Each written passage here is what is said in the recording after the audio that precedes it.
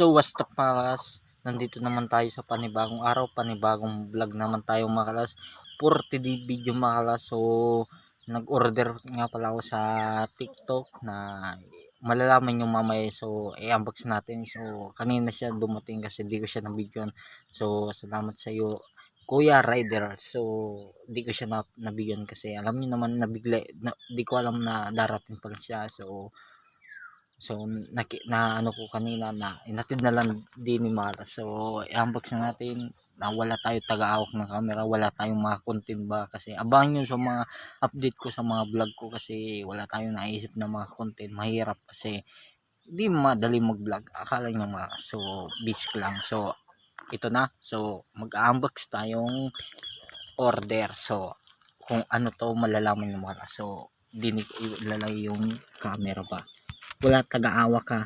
Ayan na. Ano kaya to? Ayan. So umorder na kayo sa TikTok. Legit na lang mga. So mabili siya. Depende sa ano location mga. So ito. Makikita nyo. Ayan na. Reveal to. Ano kaya to mga kala? Shout out muna tayo sa Batangas.